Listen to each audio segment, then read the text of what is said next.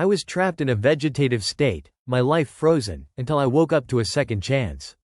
I married Willow, the daughter of the wealthy Liu family, all because an accident left her pregnant. Everyone thought I'd hold onto her status forever. But I walked away, because of a single wish my daughter made on her birthday. The divorce. I handed Willow the divorce papers in her sleek office at the Liu Group. Her eyes were cold, like she was looking at a stranger. "George, do you think I'd never divorce you? Talking personal matters during work hours. That's an $1,800 fine," she said, her voice sharp. In 5 years of marriage, we never shared a bed after our wedding night. We slept in separate rooms, rarely ate together. In public, she played the loving wife, smiling for the cameras. But I was just a legal advisor at her family's company, married to her because of an accident, a pregnancy neither of us planned. Her father and brother treated me like dirt, but I stayed until today. That cold stare took me back to when we met. 3 months into my job, my boss targeted me for taking a role he wanted for his friend. Frustrated, I went to the company courtyard to smoke. There was Willow, crying against the wall. She was breathtaking. Her black dress hugged her frame, her eyes shimmering with tears. I offered her a cigarette, venting about the company's clueless leaders. "Curse them," I said. "It'll make you feel better." To my surprise, she leaned on my shoulder, her breathing slowing. My heart raced, but then she smiled, pointed to my badge, and said, "George, slacking off during work hours? That's an $1,800 fine." I later learned she was crying over Makoto, her childhood love, but I was already falling for her, only to realize she never felt the same. Willow thought I was bluffing about the divorce, but she didn't know my resolve. After waking from my vegetative state, I vowed to build a life worth living. Marrying Willow and having a child were part of that promise to myself, but her heart was always with Makoto. The $50 million in the divorce agreement matched the bribe her father once offered to make me leave. But I stayed, not for money, but for my daughter, Anna. Now, I was done. "Willow, I want a divorce as soon as possible," I said. She sneered, "You didn't even mention our daughter's custody. Don't you want Anna anymore?" I smiled faintly. "No." Chapter 2. My daughter's wish. Anna was my world. As an orphan, I gave her all the love I never had, crafting toys and reading her stories. But Willow's coldness rubbed off on Anna. After her birth, Willow glanced at her and said, "She looks like George," then walked away. I raised Anna alone, playing both parents. But she idolized Willow and her friend Makoto. At 3, she blamed me for Willow's absence. At 4, she said, "Makoto's better than Dad. He buys me fancy candies." I made her pear and hawthorn candies, but she threw them in the trash, yelling, "I want Makoto's Italian sweets." On her 5th birthday, her wish shattered me. "Can Mom and Dad divorce? I want Makoto to be my dad." That was it. I knew I had to let go. Chapter 3. Time to heal. I wanted to move on, but something held me back, a promise to myself to rebuild my life fully before leaving the past behind. I decided to wait 3 years, giving myself time to heal. In Willow's office, I stood firm. "Let's get a divorce." She mocked me, "George, you begged me to keep Anna, saying you'd die without her." 5 years ago, Willow, heartbroken over Makoto's marriage, came to me. We spent a passionate night, but she wanted to abort Anna. I pleaded, "If the baby dies, so will I." I meant it, not just for Anna, but for the life I was fighting for. She kept Anna, not for me, but because Makoto told her, "Why do you think you deserve me?" Now, she only cared about him. Chapter 4. Letting go. I looked at Willow's face, hoping I'd never see it again. "Since you and Anna love Makoto, form a family after the divorce," I said. She laughed, "You're hypocritical, George. You tricked me into having Anna. If you want a divorce, promise never to see her again." Losing Anna once would have broken me. She was my only family. But now, I felt nothing. "Fine," I said. She signed the papers, tossing a copy at me with a check for $50 million. "Take your lies and get far away," she spat. I paused, smiling. "You haven't paid the compensation yet. Pay in advance." Her face reddened as she signed the check. As I left, I felt free, like a weight had lifted. Chapter 5. Willow's regret.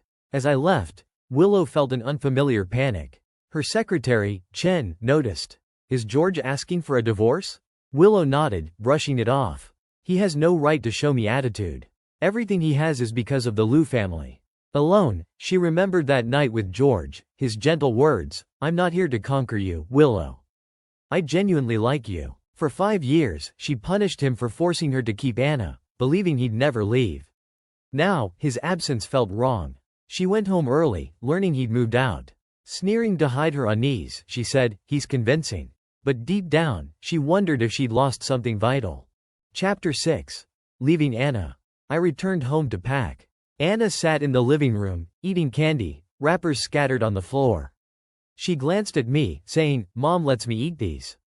Makoto gave them, so mind your own business." I smiled, "Eat 100 if you want. If you get cavities, it's your problem." I knelt down, pinching her cheek. "Anna, I'm leaving, to make room for your new dad." She frowned, just like Willow. "Dad, you're an orphan. Without Mom, you have nowhere to go. You're useless. No one in this family needs you." Her words stung, but I was done caring.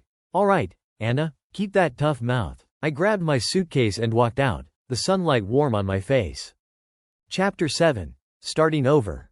With 3 years to rebuild my life, I quit my job, took the compensation, and rented an apartment by the sea. The view was stunning. Waves crashing, seagulls soaring.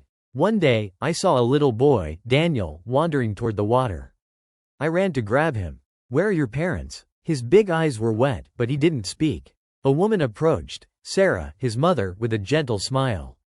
"Thank you." He wouldn't go far, I was watching. Daniel clung to me, saying, "Hug." Sarah laughed, "He's never done that with a stranger." We walked back, learning they lived next door. Sarah said, "I'm a doctor, and Daniel likes you. I'm single, and I could use help." I jokingly interrupted, "Are you hitting on me?" She blushed, explaining she needed a temporary nanny. I felt silly but agreed. Chapter 8. A new connection. I hesitated to watch Daniel. Kids are a handful. But Sarah offered payment, and Daniel's quiet eyes won me over. Unlike Anna, he was easygoing, sitting on a stool clapping while I played video games. "You're the best." He'd cheer. Sarah cooked, deboning fish with care, and we'd chat while Daniel played. At night, he'd cry for his parents, waking with wet eyes. "Boys don't cry," he'd say. I'd reply, "Everyone cries when sad," handing him a pear candy I made. He loved them, unlike Anna, who threw mine away. The housekeeper called, saying Anna missed my stories, but I said, "She'll get used to it." With Daniel, I felt peace, like I was healing. Chapter 10. A new bond. Sarah hired a nanny for Daniel, but I kept helping, he was too fun to leave. Sarah cooked for us, and our chats felt like home. One day, she told me Daniel's parents died in an accident. She was his aunt, raising him as her son. I said, "You're kind." She leaned close, asking, "Can a single mom like me find love?" I stammered, "Of course, you're beautiful, gentle." She smiled, "Do you like me?" I froze, joking, in 3 years, I had to move on. She looked sad, then brightened, "Is your ex-wife getting married? Should I send a gift?" I laughed, "Why so excited?" But her warmth made me question leaving. Chapter 11. Willow's struggle. 6 months passed, and I didn't look back. Willow barely thought of me, but Anna stared at my old gifts. Rumors spread that Willow would marry Makoto. She worried I'd misunderstand and never return. She recalled her childhood with Makoto, how he saved her at the orphanage. But seeing me with Sarah and Daniel, she felt a pang. She stopped me, teasing, "Husband, why haven't you come home?" I pushed her away, annoyed. "If you want Anna, come back, or I'll accept Makoto," she said. I replied, "Congratulations." Furious, she snapped, "You think you've struck gold with Sarah?" I retorted, "Look at yourself, chasing Makoto while married. You're no princess." Sarah overheard, praising my words, her smile lingering. Chapter 12. Anna's visit. A week before Willow's wedding, Anna came to see me, her housekeeper in tow. She was 8 now, looking more like Willow, her eyes red. "Dad," she said. I asked if Willow approved. She nodded, then whispered, "Do you not want me?" I said, "I never stopped, but you didn't want me." She looked down. "Why not come back?" I explained, "I thought love meant giving what I thought you needed, but that's not love, it's control. I have to live for myself now." Daniel burst in, hugging me, offering Anna my pear candy. "It's better than store-bought," he said. Anna took it and cried, "Dad, I'm sorry." I knew she remembered throwing my candy away. Willow married Makoto in a lavish wedding, but her smile was forced. Anna, her flower girl, looked just as hollow. I went on vacation with Sarah and Daniel, watching fireworks under the stars. This was the life I wanted, a new beginning.